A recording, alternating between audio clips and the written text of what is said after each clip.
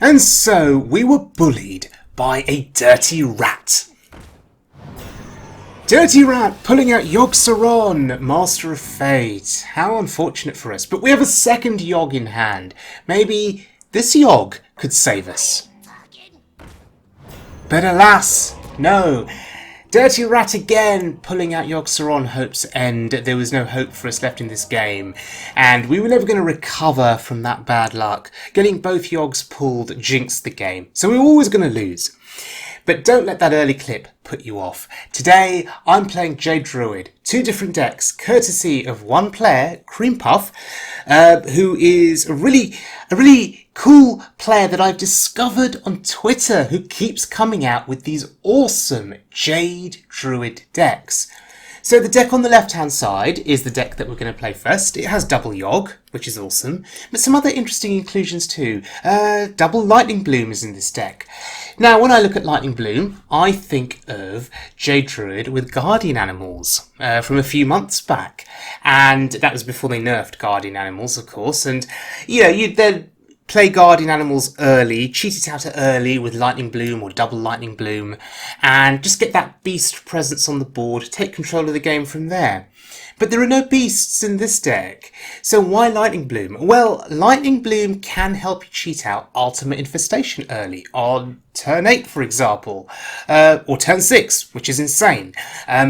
Lightning Bloom cheating out Spreading Plague against aggro on turn 4 is also pretty cool. So there are uses to Lightning Bloom in this deck that can just help you come back into the game. There's also Solar Eclipse in the deck too, and I find that that is pretty awesome if comboed with your armor gaining cards like Ferocious Howl and Branching Pods, just letting you gain a ton of armor, which can help you survive against aggro and can help you survive, more importantly, against Reno Priest. One of the strategies against Reno Priest is basically to armor up to a point where they can't realistically kill you.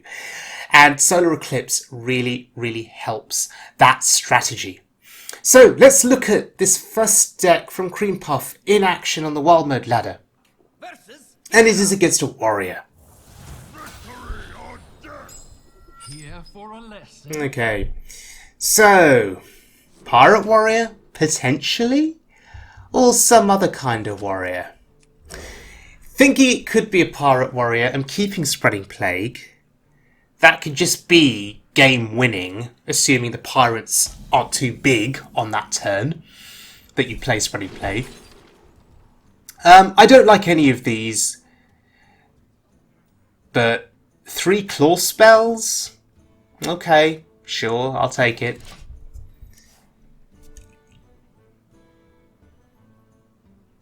If it is Pirate Warrior, Oakh's Summons will be massive for us. Now this particular version of the deck only runs 1 copy of Zul'Rak Ritualist, not 2. So if you do draw the Ritualist in hand before you play Oakh's Summons, it can be a little bit awkward. Do we get lucky? Yes, we do. Behold, indeed, that is the combo we were looking for. If this was an aggro matchup, they'd probably concede at this point. Oh, he's tanking it. And we see Ankar, but we haven't seen any pirates yet. Interesting.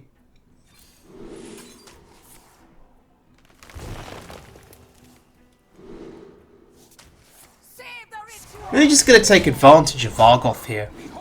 Behold! Armour. Armour. Sure, I'll take it. Part of me is looking at this and thinking it's Bomb Warrior. Well, if it's Bomb Warrior, we are surely going to outlast the bombs. Look at this armour gain already. Turn 4. Absolutely disgusting. And amazing at the same time.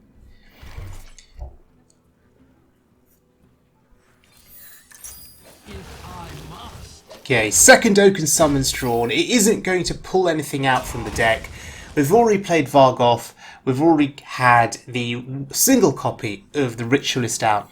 So Ochre Summons here is just armor gain. And I wonder how good that is. I mean, should we be running a second Zul'Drak Ritualist in this deck then? Maybe cut one Lightning Bloom, put in one Ritualist. Oh, there he is. There's Yogg number 1. Meanwhile, I'm just going to take this slow.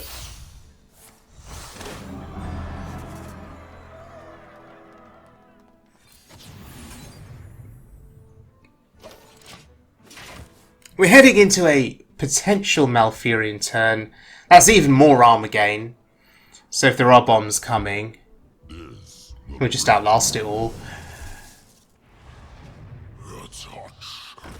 Although he's just going wide on the board here. Interesting.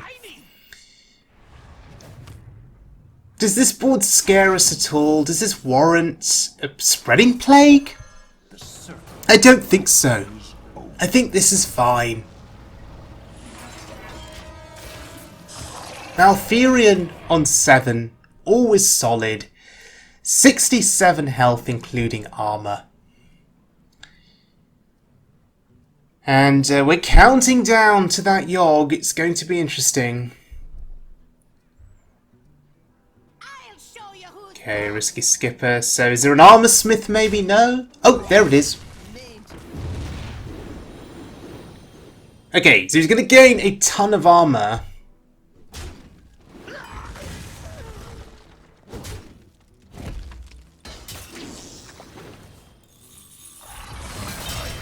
So does this version of the deck not run bombs?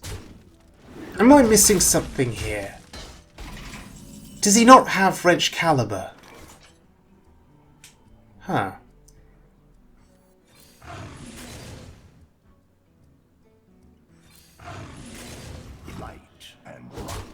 May as well just kill that. Sure. We do have 2 copies of Jade Idol in the deck. So I'm just going to summon one Jade Golem. It gets the Golem train going.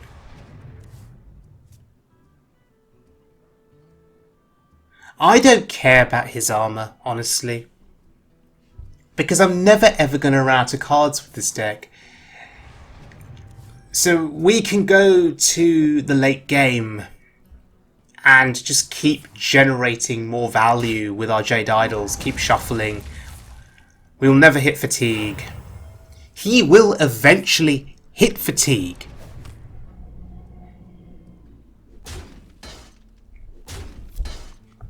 He will eventually run out of cards, and then he'll eventually fatigue. And we'll keep outlasting him, we'll keep armouring up. Our hero power lets us armour up for 3. This has to be my favourite hero power in the game.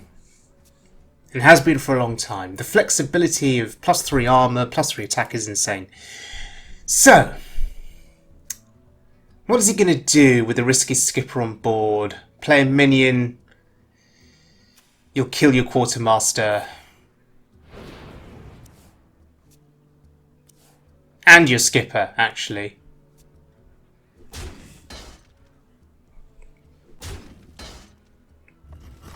Okay, he's going to be quite passive by the looks of things. Meanwhile, from my side, there isn't a huge amount to do either. I can kill the skipper. But do I want to? If the skipper stays aboard, his quartermaster is at risk. So maybe we just take the crystal power here? Is that the best option out of the 3? And then I guess we could kill his quartermaster? And then maybe leave the skipper up? What punishes us leaving the skipper up? I guess Armorsmith is a punish? But then he may be afraid to play other minions because they get damaged. But then that plays into Battle Rage, which is good for him. Oh, I don't know if I played that correctly. I guess, okay, maybe that was a bad idea. He's gained armor because of it. But he hasn't gained that much armor.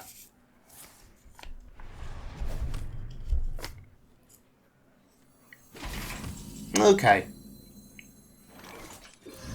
Let's see what happens.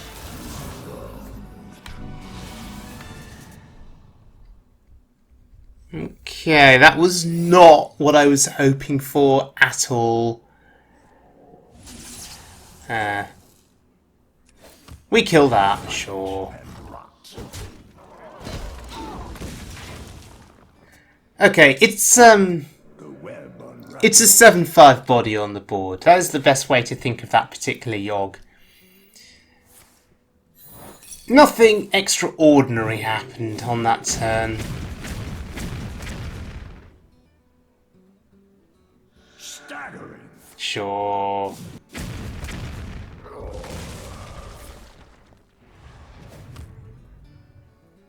So, what is his win condition in this game, honestly?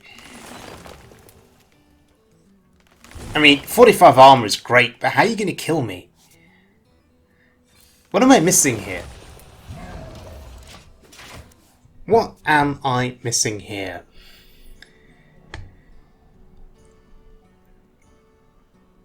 You'll notice the Aya. Oh god, that's huge. Oh dear.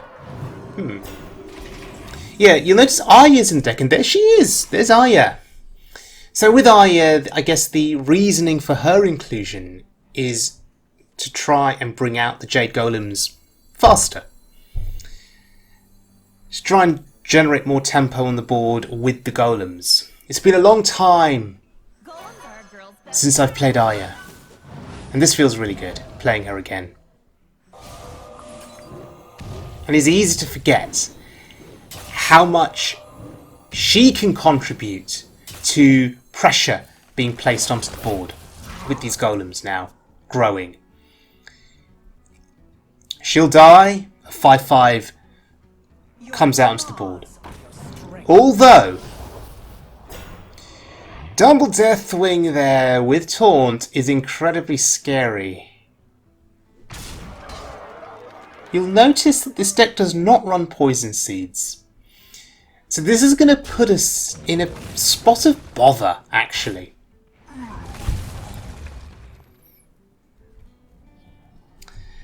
We're going to struggle to deal with massive threats, like Double Deathwing.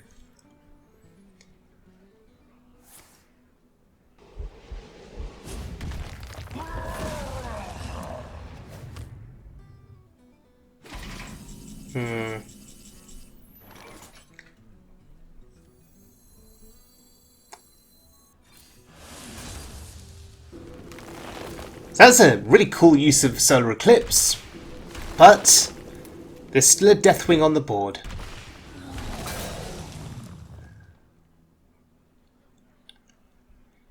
Should I have Spreading Plague on that turn is a question to ask. Am I playing this very, very badly?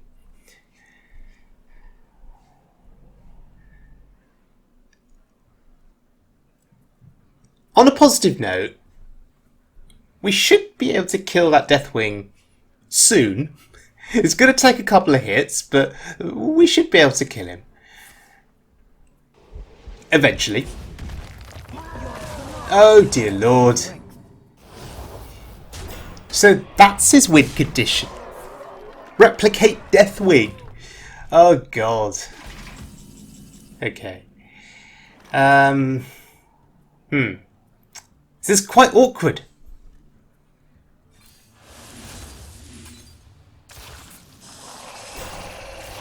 You just get the extra taunt in. This is now paving the way for Ultimate Infestation next turn, maybe.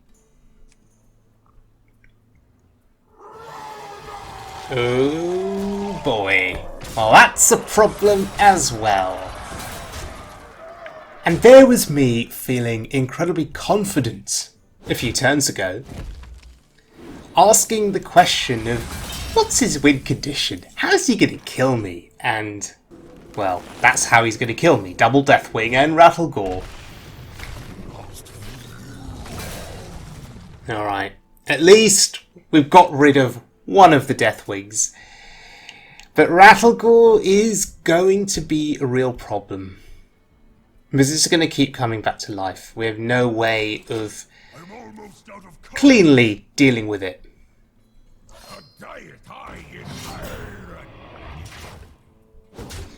You know what this is going to come down to? It's going to come down to Yogg-Saron, Hope's End.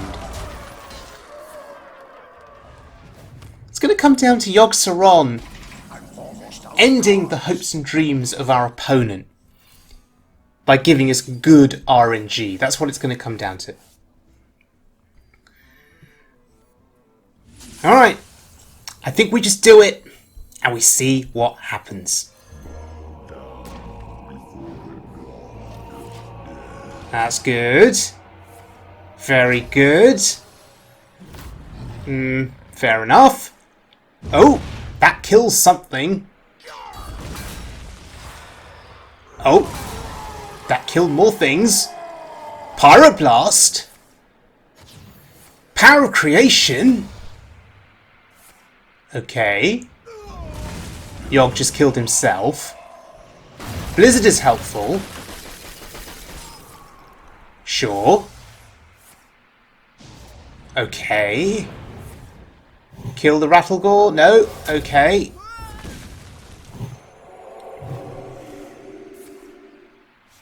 Okay, kill the Rattlegore. Fantastic. Sure.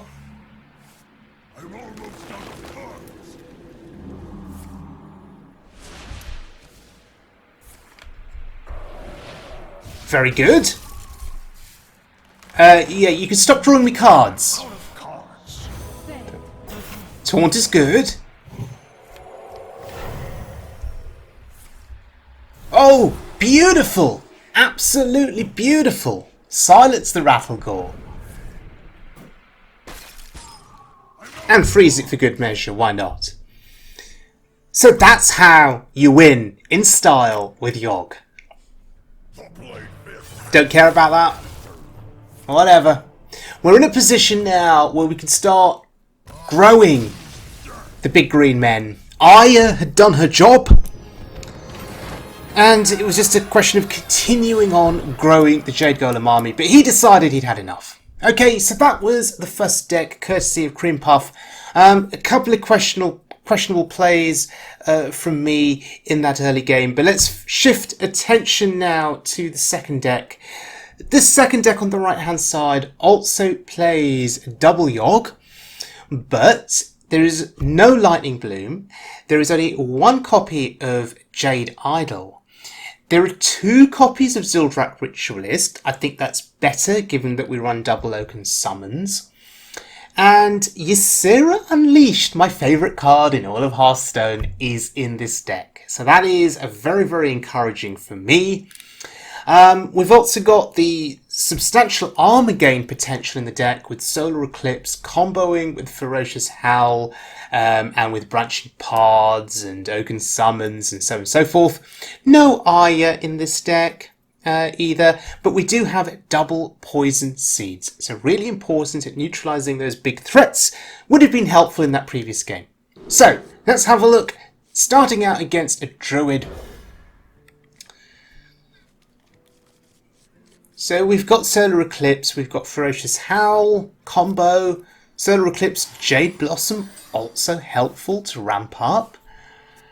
It just depends on what kind of Druid this is. If it's aggro Druid, it is aggro Druid, of course it is. But he had no turn 1 minion, how bizarre. Should I consider myself lucky? And that's maybe not the turn 2 play that you'd want to see if you're the Druid. Wow. we're going into his turn 3 and the board is empty. That's highly irregular, highly bizarre. But with Embiggen played, yeah, those minions are going to be bigger, they're going to be larger.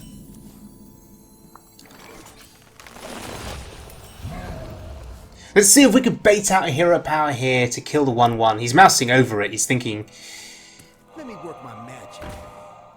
that's good. That means one less minion potentially played. If there was no Jade Golem on the board, would he have played another minion onto the board there with the 2 mana that he had? That's the question.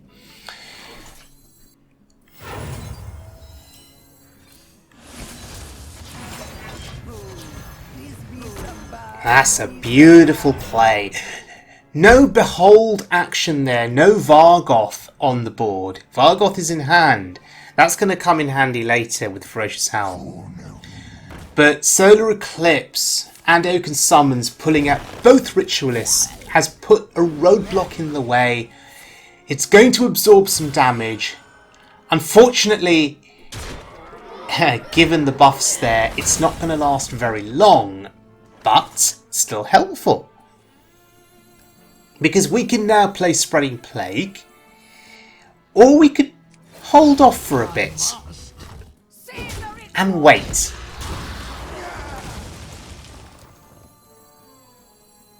We could just wait. And I'm going to play a tempo Vargoth here. Can our opponent deal with Vargoth? He can. But he uses the Savage Roar. That's really good. Vargoth, I think, has just baited out the Savage Roar. Because otherwise, you'd leave a Vargoth up on the board, and we've got Ferocious Howl value, right? And the opponent probably knows that. So look, we've seen a Savage Roar. Makes us very, very happy. The circle of life is over. This is a cheeky little play here. Summoning the Poison Spiders, he's going to have to trade into it. Hopefully with 2 of those minions. That reduces the board down massively. Yep, absolutely. And now he's just going to be top decking each turn. We're running him out of resources. That's brilliant.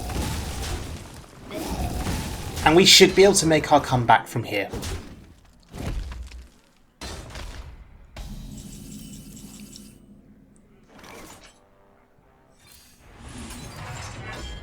Interesting. Unplayable for now, but interesting.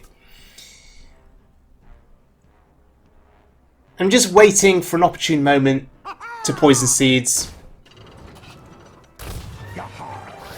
This could be the moment.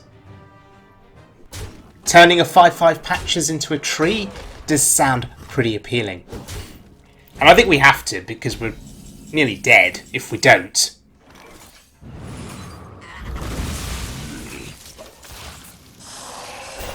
The only problem with the Poison Seeds Spreading Plague play is that Poison Seeds does give him tokens that can be buffed. So if he's got Mark of the Lotus...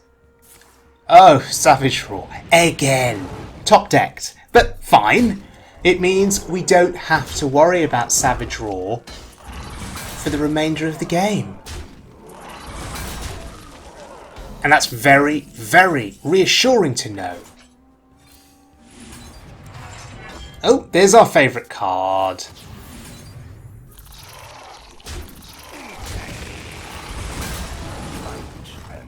And with Ysera Unleashed coming down soon, I'm confident that I can deal with any of the big minions he plays that have been buffed by Embiggen. Because I'm sure Ysera's dragons will be, on average, bigger than the stuff that he's going to be playing. Even if it's buffed.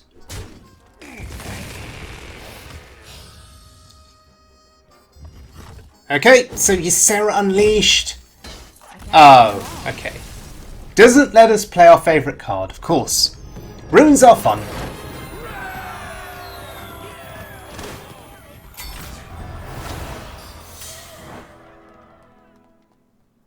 Okay, heading into our next game. It's against a priest, so this is going to be the ultimate test, ladies and gentlemen. I'm interested in armor gain. I've kept Ferocious Howl and Branching Paths. Don't know if that was entirely correct. Should I have tossed one of those away, maybe? Another Branching Paths, sure. Because it's armor gain, and we need armor gain against the priest. But do we need the armor gain so early on? Because we're only really scared once Shadow Reaper Anduin comes down, right? And that's on turn 8, potentially. So that's a long, long way away. Would I rather gather more cards in my hand and play a bigger Ferocious Howl, for instance?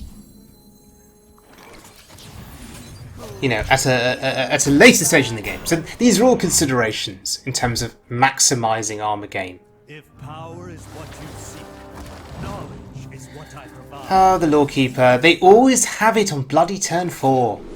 Without fail. I tend to find now with Priest. It's insane. And Lawkeeper on 4 usually is their road to victory. Right? You could see them play it and just think, right, they're going to win. Because they're going to have everything that they need early on. They're going to get Raza. They're going to get Psychic Scream. They're going to get Anduin. And you're not going to be able to beat that. Unless you can armour up to infinity. This is beautiful. Absolutely beautiful. Now, with the Branching Paths plays there, would you ever draw cards in this instance? Would you ever prioritise card draw over armor gain, knowing what is to come with Anduin soon? I'm going to assume the armor gain was correct.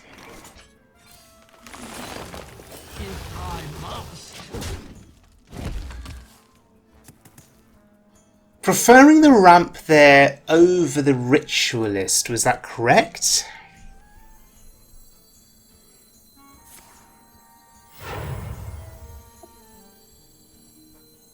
The light has betrayed. There he is. There he is. But without Raza. My dream is your nightmare. My dream is your nightmare. There she is, my favourite card in the game. Finally, we get an opportunity to play her. So this priest will have Psychic Scream in hand. He's going to have to look for a good opportunity to play it, but knowing we can refill the board with Ysera's dragons. Do we just go for it now? I think we go for it now. We go for the dragons now. We'll bait out the Psychic Scream. And then hopefully we'll draw into more Dream Portals later in the game and refill the board.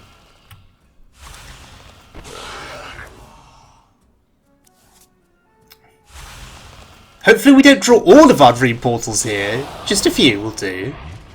Okay, that'll do. That's enough. Sleep now. Alright, so we know Psychic Scream will have to come down here, right? Otherwise there's too much pressure on the board. The benefit is that it will put Ysera back into our deck. We'll get to play her again if we need more value. Oh, and that Drake gives us armour. That's perfect. I can't hold. That's fine. Happy to mill that card. Oh... I think Yogg is potentially going to be glorious in this game.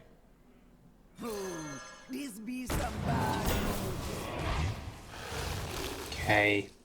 I was hoping I could kill something with my hero power. We can't. And at least the 0-2 is useless, as far as I can tell. I've got this Vargoth in hand, and I know we have Ferocious Howl left in the deck. So I'm thinking I can get some value from Vargoth. We also have Oaken Summons too, so we can still double the armor. That is a Geppetto. Interesting. What does he really want to discount in his deck? When I say Geppetto, I think Malagos. And then I'm thinking Mind Blast. But he's a Reno deck. So he'll only run one copy of Mind Blast. So it doesn't make sense. But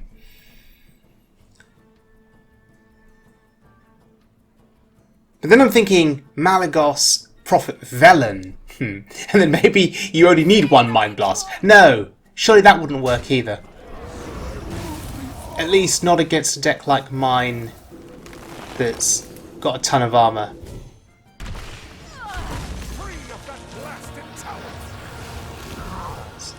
So I'm going to assume that there's still Spawn of Shadows in the deck. Sure. So I played the Tempo Vargoth, essentially, thinking to myself, I just want to get something on the board. It could be a while until I draw Ferocious Howl. Especially since he shuffled all of those dragons into the deck. So we're just going to hold out. For as long as we can here. At last. That's a bit scary. Kazakus, depending on the potion he's getting, more than likely a 10-cost potion. Our armor is being shredded somewhat here. But can this Dream Portal save us? Ooh. The light serves me. Well, that's handy. Alright. Don't like the idea of tanking 6. But 36 armor, okay.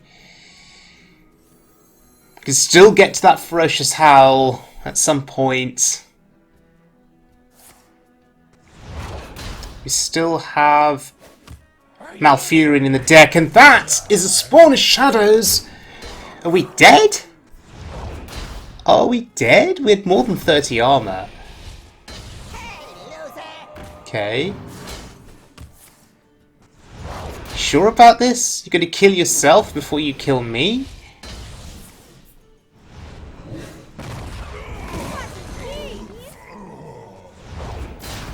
Interesting.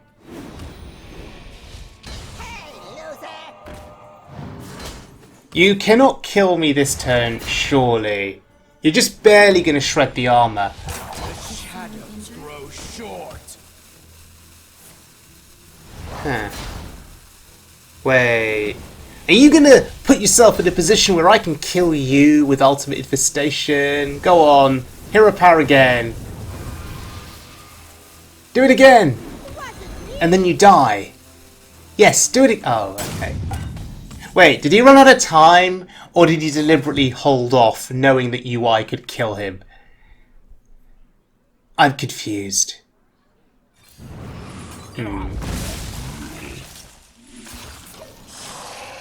Still, UI is a threat if we can just do 3 to the face.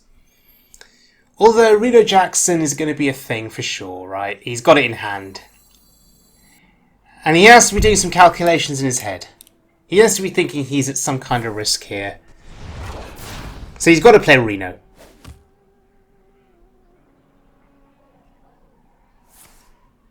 Right, that's healing, sure. He probably feels safe at 11.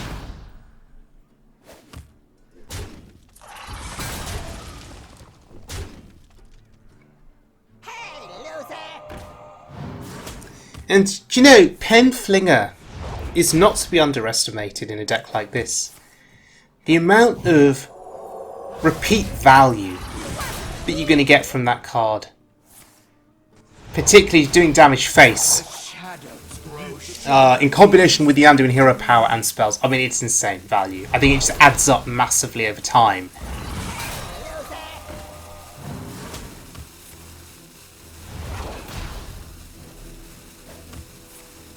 I think the only deck that can get more value from Penflinger in similar kind of circumstances is maybe Libram Paladin, with a lot of cheap discounted spells Librams back to hand. So we're nearly dead. He's done a grand job of shredding the armor. But the Drake, this is interesting. I think this is better than Spreading Plague.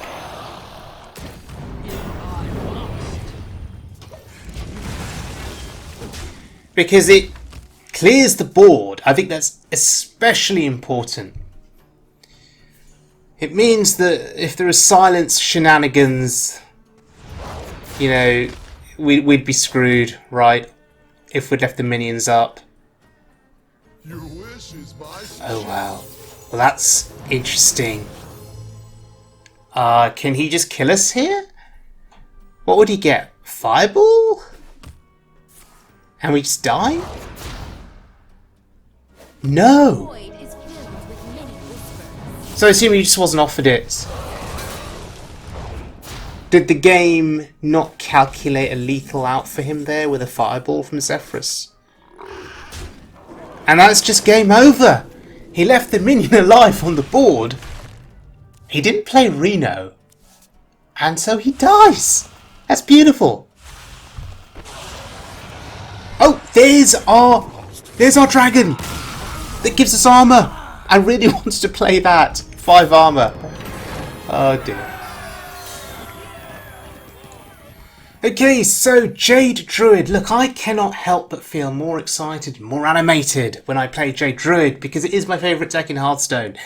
3 key cards are defining Jade Druid for me at the moment. Ysera Unleashed, my favourite card in Hearthstone. Really happy I got an opportunity to play her in that last game. Yogg-Saron Hope's End, Yogg-Saron Master of Fate. Those are my 3 defining cards. And interestingly, Jade Druid is becoming less about Jade Idol and summoning big green men now. You don't simply need Jade Idol to win in certain matchups against aggro. It's about survival and armor gain, a well-placed Spreading Plague. If you can do those things correctly, you stand a good chance of just winning and outlasting them. So you don't need the big green men. Against slower decks like Reno Priest, it's about massive armor gain. It's about outlasting the Anduin hero power, outlasting Spawn of Shadows, or generating a set of circumstances where they can't play Spawn of Shadows because they can't kill you with it because you've got so much armor. And then at that point, you can just create massive board pressure with Ysera Unleashed and her dragons, and that may just win you the game.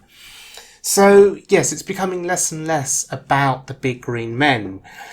But let's not forget, shuffling of the Jade Idols, and then more shuffling, and some more shuffling, and playing of the Jade Idols, and then shuffling again. Let's not forget that all of that activity charges up Yogg-Saron Hope's End. And that just leads to more fireworks happening sort of in the game. So that is something not to be underestimated, how the Jade Idols can contribute to Yogg.